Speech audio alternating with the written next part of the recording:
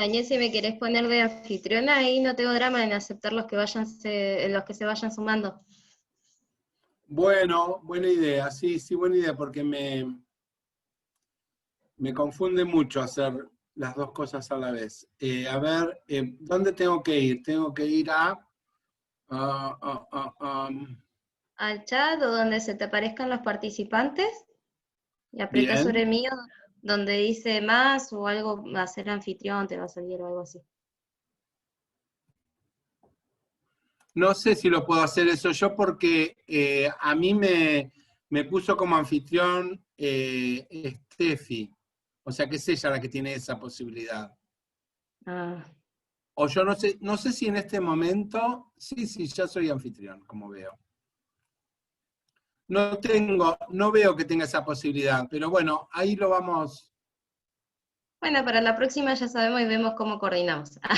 Porque claro, ahora Bien, vas a bien, poder compartir, no vas a poder compartir pantalla si me cedes claro, la función. claro. Bueno, Pero, eso que dijo recién Adriana, coordinamos, nos puede servir para esta clase, le vamos a llamar nosotras como articulamos. Nos articulamos a partir de la diferencia en pos de una tarea.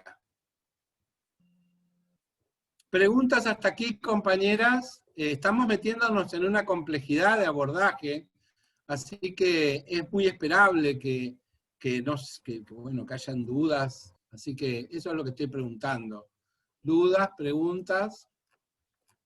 Hola, profe. Hola, ¿quién Yo habla? tengo una duda con respecto, Celeste, Dele, Celeste.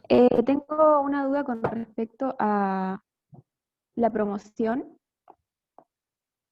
si se ha considerado la posibilidad de guardar la nota, No, Celeste, porque, no vamos en el teórico no vamos a responder las preguntas administrativas de la Administración de Regularidad y Promoción. No vamos, eso lo vamos a hacer en los otros espacios de consulta. ok, ¿Sí? un mail, O en la PEDCO, a través del mail de la PEDCO, de las docentes, o en los espacios de consulta. ¿Mm? ok, Me refería entonces a preguntas respecto a la materia que estamos transitando.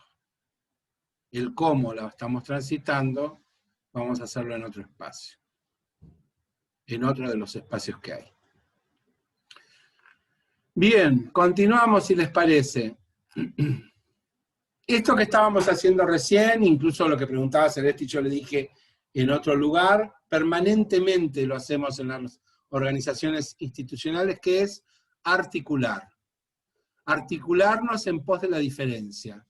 Articulamos entre docentes y estudiantes, articulamos entre docentes, articulamos entre estudiantes, articulamos con no docentes, articulamos con gestiones. Gestiones me refiero a consejos, directivos, secretarías de departamentos, lo que fuere.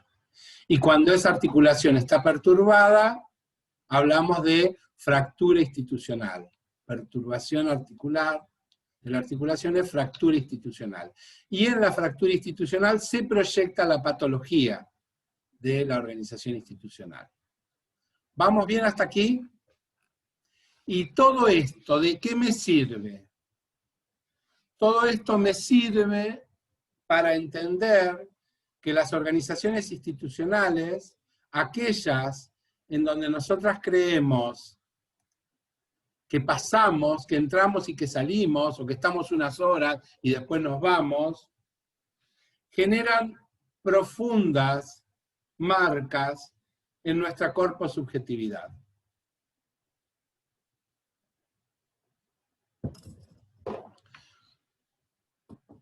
Cultura de la mortificación, nos enseña Fernando Ulloa, una de las patologías más conocidas y más comunes en las organizaciones institucionales públicas. Sobre todo en aquellas organizaciones institucionales que se ocupan de administrar pobreza de recursos. ¿Por qué? Porque en esas organizaciones institucionales permanentemente hay dificultades para articular, porque hay pobreza de recursos. Piensen ustedes nomás en esta pobre cursada que hemos tenido de esta cátedra, que se la pasó un tercio del tiempo esperando que llegara la docente que afortunadamente llegó. Más que afortunada fue la presencia de alguien que se sumara a este baile cuando el baile ya había comenzado. Y quiero reconocer a Adriana que lo está haciendo muy bien. ¿No? Lo está haciendo muy bien. El barco ya estaba andando, estábamos escorando por todos lados, en mucho nos parecíamos al Titanic, y acá se sumó la compañera, le dieron la posibilidad.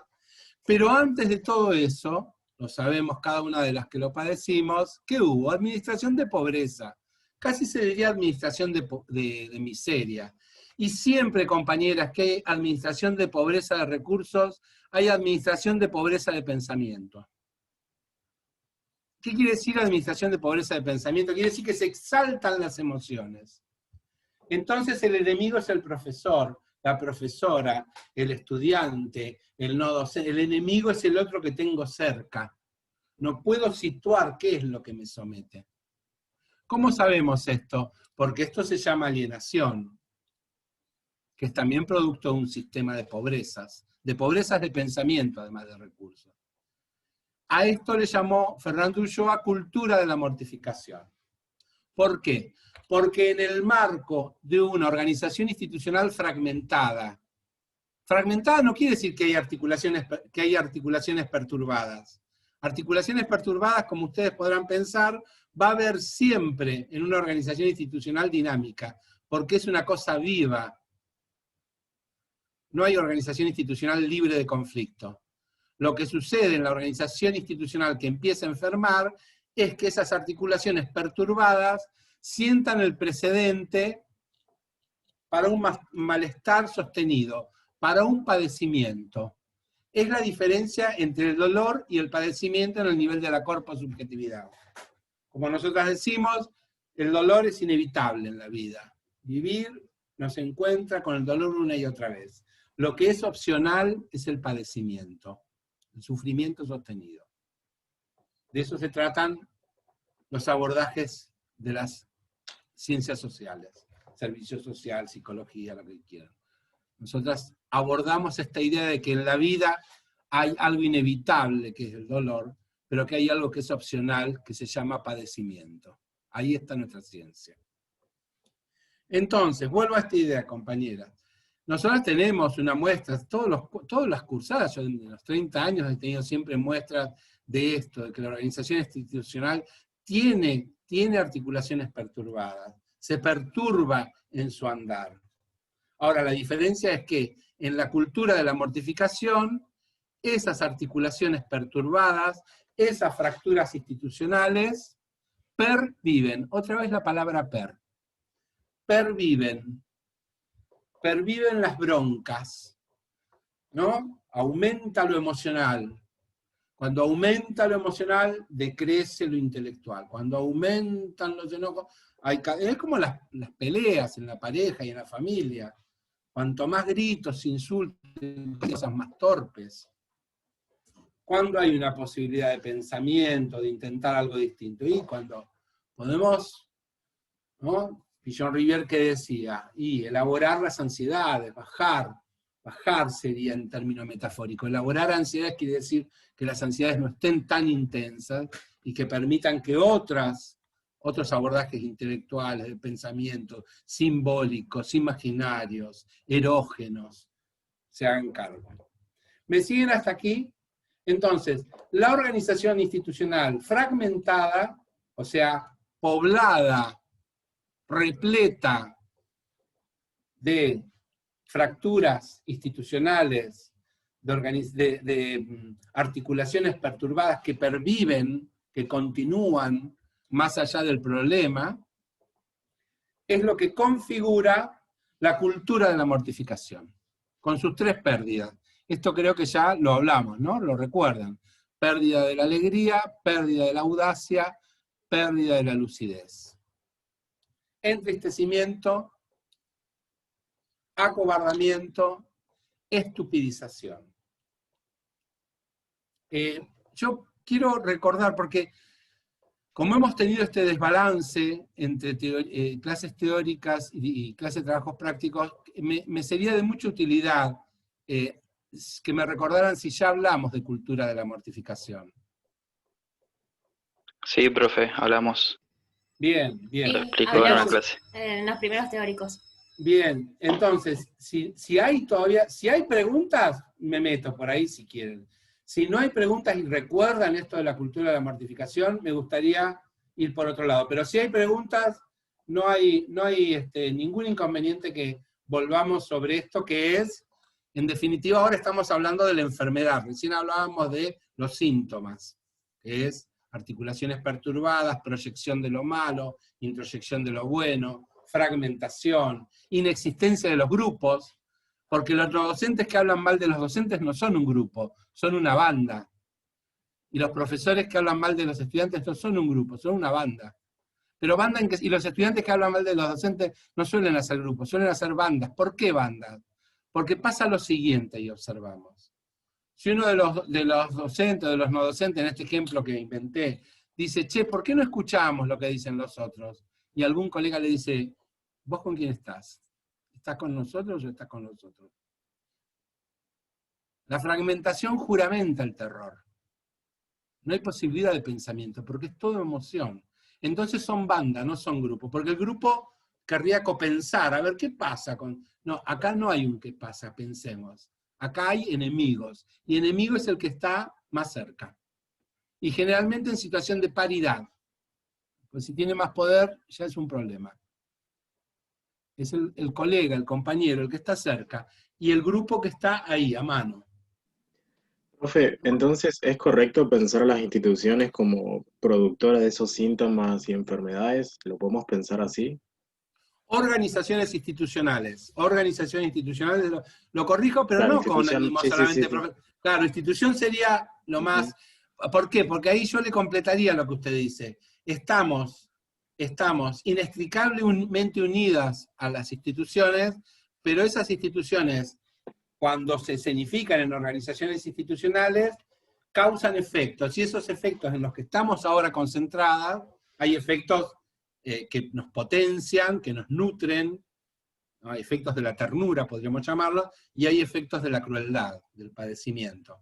Y lo que usted dice, sí, esos efectos, ¿cómo los podemos ver esos efectos? No, una docente escribe, nosotros en otros ámbitos hacemos escritos breves, una docente escribe, dice, yo no creo ni en brujería ni nada de eso, pero yo me preparo, sábado y domingo descanso bien, me preparo, el lunes a la mañana me doy un baño, desayuno, me visto para estar cómoda. Entro nada más a atravesar la puerta de mi escuela y siento que hay una energía que me tira para abajo. Y si no creo ni en brujería ni nada de eso. ¿No? Es una forma tan concreta de graficar esa energía que tira para abajo a las personas en los lugares de trabajo, por ejemplo. Hay veces una escenificación tan precisa de lo que es la cultura de la mortificación. Tocan en la corposubjetividad los efectos sintomáticos. Y lo vamos a ver si llegamos, seguramente que sí, cuando trabajemos al final de la cursada sobre el abordaje del estrés y del distrés. Todo esto que ahora se nombra moving, bossing, enfermedades del ámbito laboral, de la gente que trabaja con gente, el síndrome del quemado, el síndrome del reventado, todos esos síndromes ya habían sido teorizados por Fernando Ulloa en la década del 60 y por Pillon Rivière. Ahora lo que pasa es que vienen nombrados desde la Academia del Norte y nos parecen una novedad. ¿Por qué? Porque es en la vida cotidiana del trabajo social en donde aparecen los obstáculos, y donde se resuelven o no, y donde de su resolución o no, no me refiero a resolución en términos materiales, sino elaboración, que es lo más interesante. El abordaje del estar analista en las instituciones lo que busca es elaboración, es ver cómo resolvemos y cómo elaboramos este conflicto de manera tal que esa elaboración nos sirva para resolver otros conflictos similares. A eso le llamamos elaboración. Porque si los síntomas se sostienen y parecen perennes, las elaboraciones, si son conducidas, si son aprehendidas clínicamente, también sirven para resolver otros conflictos. El trabajo Digamos, en grupo podría ser entonces ahí. Se me el viene trabajo esto en de... grupo, a ver, diga. No, se me ocurría con lo que estabas diciendo, el trabajo, por ejemplo, con personas en salud mental, que en lo individual generaban síntomas también de enfermedad por malestares, y en lo grupal eso se podía como saltear por un descargo no individual, sino en el grupo entero. No sé si Eso está lo el vamos ejemplo. a ver. Sí, sí, lo vamos a ver precisamente, y si a usted le interesa ya puede ir adelantándose un poco a eso, en el abordaje del alcoholismo a través de los grupos institucionales de alcoholismo. Que ustedes ya empezaron a ver por qué grupos institucionales.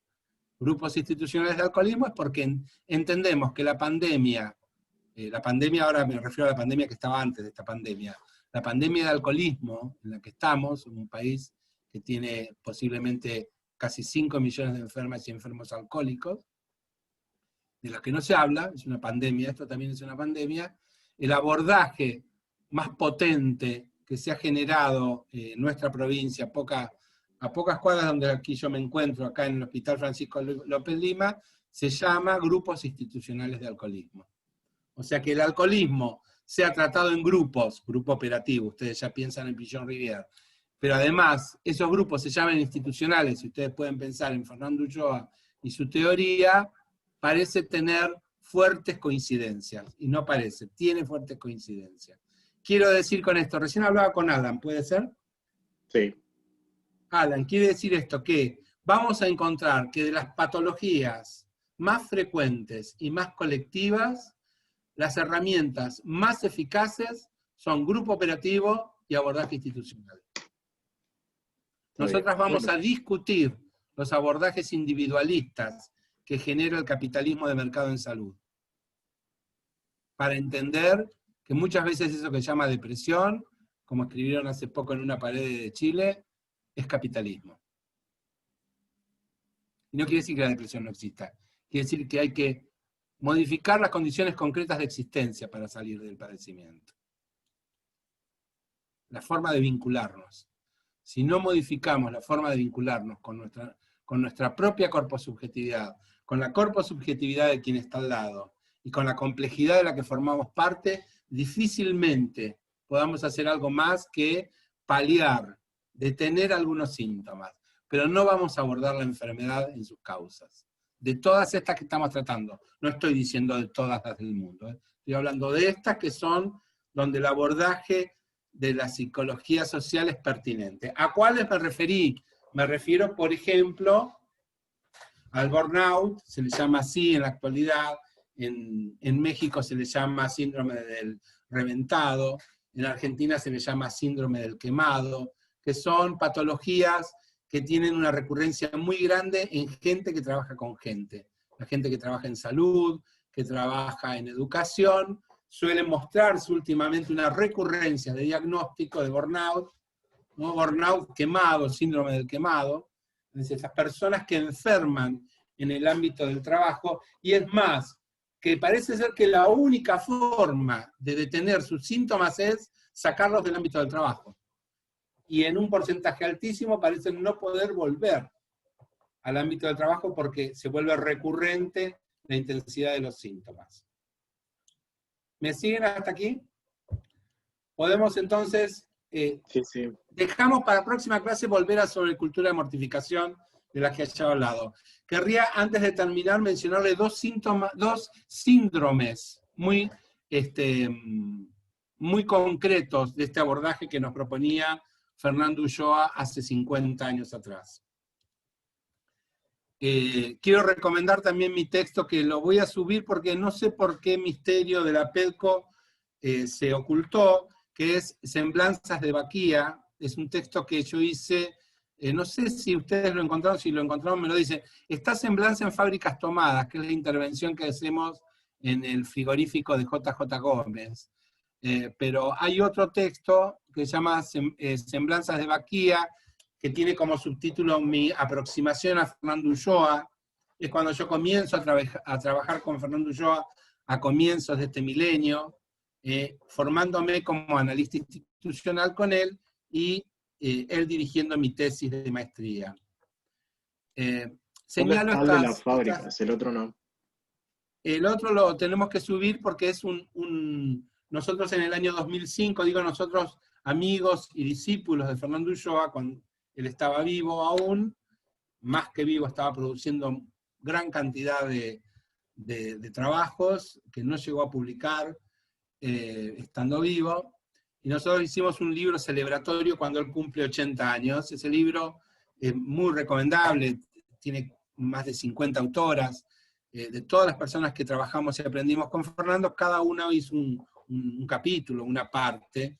Lo que yo me ocupé de hacer, y voy a subirlo, es mostrar cómo hice mis primeros abordajes de análisis institucional, de la organización institucional, en el caso de que fui contratado por el servicio psicosocial del Hospital Heller, en la ciudad de Neuquén. O sea, cómo hicimos una serie de sesiones cuando somos convocadas, ¿no? Entonces, hay ese conjunto en donde había profesionales del servicio social, de la psicología, de la psiquiatría, enfermeras. Entonces, estaban con padecimiento y sabiendo que hay este abordaje, que vuelvo a decir, no es nuevo, contratan a alguien para que trabaje como analista institucional, para que elabore ese padecimiento recurrente que tenían en la vida cotidiana laboral, del trabajo social.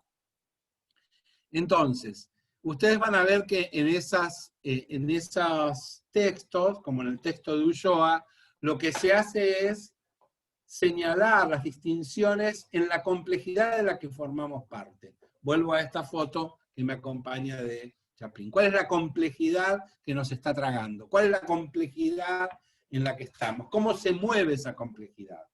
Y se mueve según dos polos bien diferenciados. Toda organización institucional es un movimiento instituido y un movimiento instituyente. Los engranajes de esta máquina, que se llama organización institucional, tienen un movimiento hacia lo instituido. ¿Qué es lo instituido? La costumbre, lo conocido. No queremos escritos breves, queremos parciales. Queremos hacer las cosas como antes, no como las nuevas. Queremos lo viejo porque es lo conocido. No importa si es bueno, pero esto es así. Polo instituyente es el otro movimiento. Cambio. Las cosas cambian porque la historia cambia. Las universidades se pueblan de mujeres desde hace más de 40 años, cosas que hace 60 años no sería concebible. La sociedad, afortunadamente, a veces, en aras de la necesidad y en aras del deseo, se modifica. Ese polo que viene a perturbar el instituido se llama instituyente. El polo del instituido, de lo conocido, de acá las cosas se hacen siempre así, las cosas fueron, son y serán así, que nos da seguridad, se ve permanentemente perturbado por el polo de lo instituyente, porque la vida de las culturas se modifica, porque tenemos distintas necesidades, porque vamos elaborando culturas, identidades distintas, identidades que se transforman. Vamos bien hasta aquí. Esos son los dos movimientos que ustedes van a ubicar. El instituido y el instituyente se ve todo el tiempo. ¿Cómo hacemos? ¿Cómo venimos haciendo históricamente? ¿Cómo debemos hacer de manera nueva? Y si les parece, en estos dos movimientos empezamos a ubicar los síndromes. ¿Qué son los síndromes? Conjuntos de síntomas. ¿Qué quiere decir síndrome? Eso, conjunto de síntomas.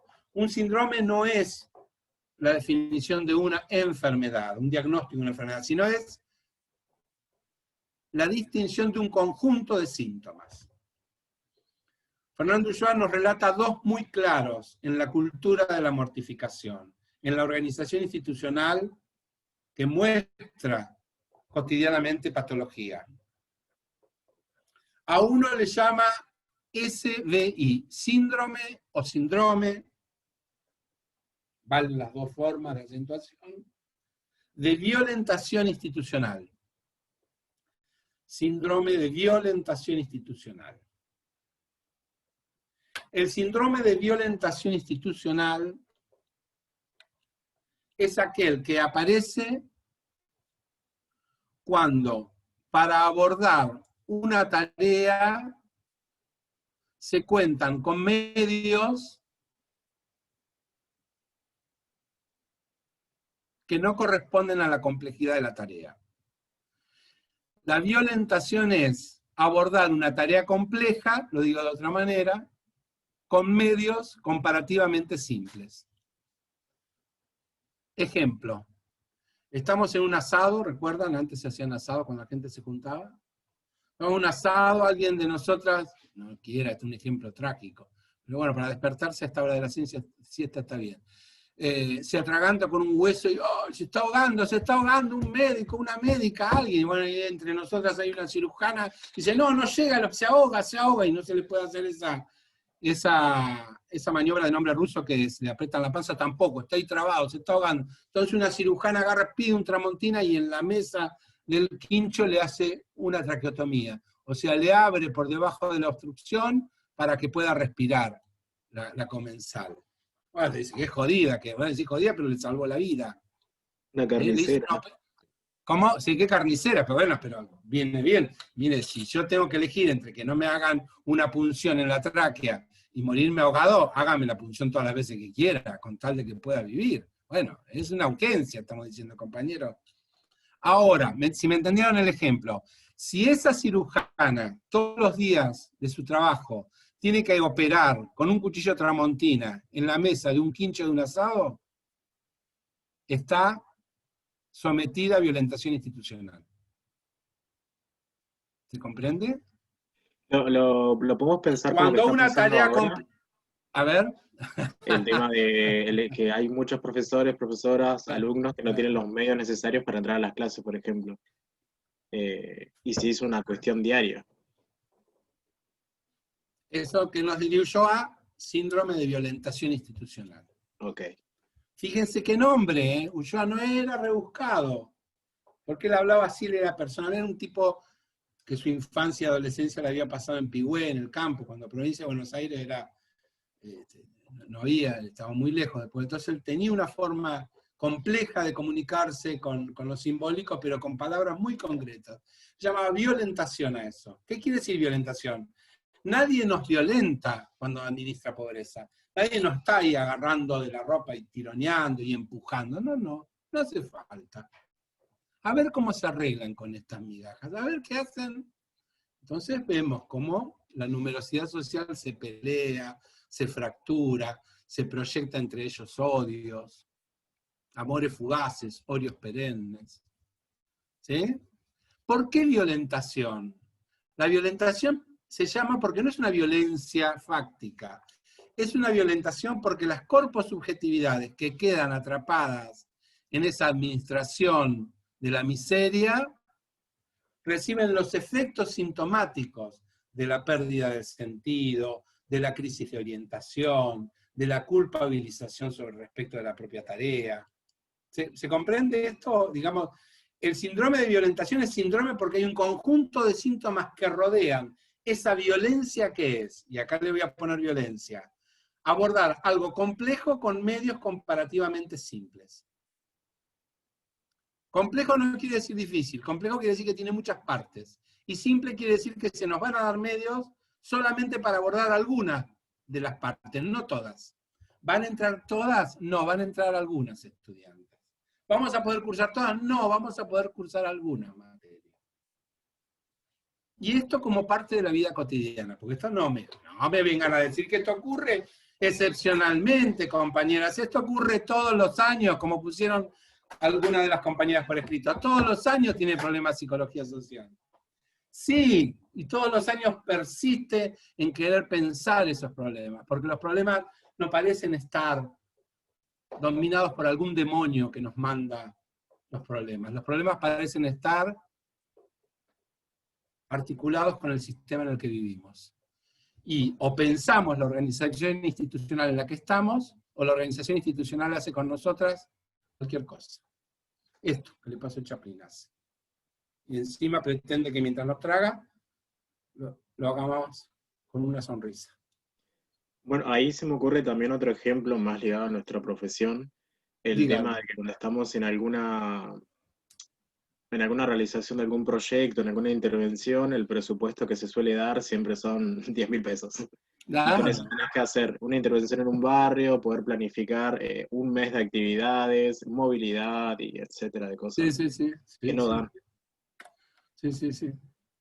Sí, y eso lo interesante es que no es solamente algo que se hace puntualmente, sino que uno descubre que es sistemático, porque eso le va a permitir al alienado que luego se normalice y acepte administrar pobreza, el entrenamiento necesario para después decir, y yo lo hacía cuando era estudiante.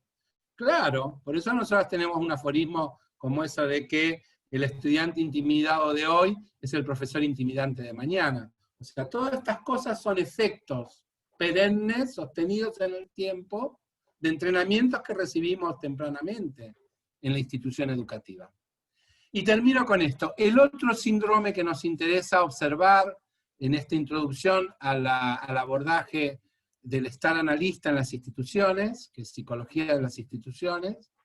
Estar analista porque quiere decir que uno es como si lo tiran en el mar y bueno, son algunas técnicas que nos permiten no ahogarnos, nadar, o ver si podemos encontrar algo que flota y nos mantiene justamente a flote mientras pensamos qué hacer, mientras tanto. Entonces, el otro complejo sintomático, el otro conjunto de síntomas que quiero mencionarles, le llama SIC, con las 3 letras S y C, que es saturación, indiferenciación, canibalismo. Yo usaba para transmitirlo rápidamente este síndrome, una investigación de laboratorio con monos. El experimento era muy sencillo porque se trataba de una jaula que no se modificaba en su espacio, en su extensión, a donde se iban progresivamente ingresando monos, sin modificar el espacio. Se saturaba, digamos. Saturaba un espacio. ¿Qué se veía en la investigación? Que al principio se saturaba el espacio. ¿Qué quiere decir? Que los monos, vamos a pensarlo así, en un momento ocupaban más espacio del que necesitaban para defenderse. Entonces uno veía que un mono iba a un rincón de la jaula, se ponía de espaldas y agarraba los barrotes, protegiendo un espacio que no estaba ocupando, pero que era propio. En las organizaciones institucionales esto se ve, ¿no? Enseguida la gente que en las organizaciones públicas sobre todo, que se adueña de un escritorio, de dos, de un aula, la llave, ¿no? La lucha de los centros de estudiantes por la llave de la fotocopiadora es maravillosa a veces.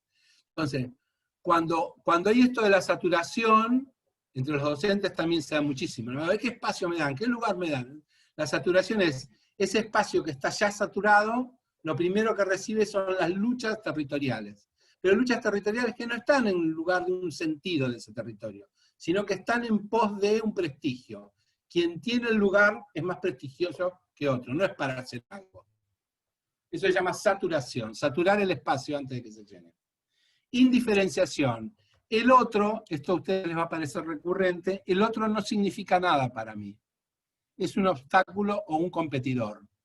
Es más, si significaba fuera de la organización institucional, dentro de la organización institucional no tiene significado. Es un medio, nunca es un fin. Esto lo trabajamos también en el concepto de alienación. El otro es un medio, la materia es un medio, nunca es un fin. Es un medio para llegar, no es un fin donde puedo yo aprender algo, no. Es una ficha más. No significa, el otro no significa. Es un ser que no tiene significado para mí. Recuerden que esto es entrenamiento para después el destrato en el ámbito profesional.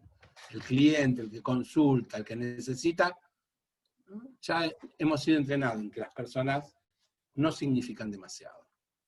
Son un problema. Indiferenciación y canibalismo, en el caso de los monos sí se matan y se canibalizan como forma de mostrar superioridad con la víctima. En el caso de los humanos es más difícil ver esto, pero de lo que se trata es que se canibalizan los entusiasmos, se canibalizan las nuevas ideas, se canibaliza la ternura. Alguien dice, y podríamos dar, se lo comen.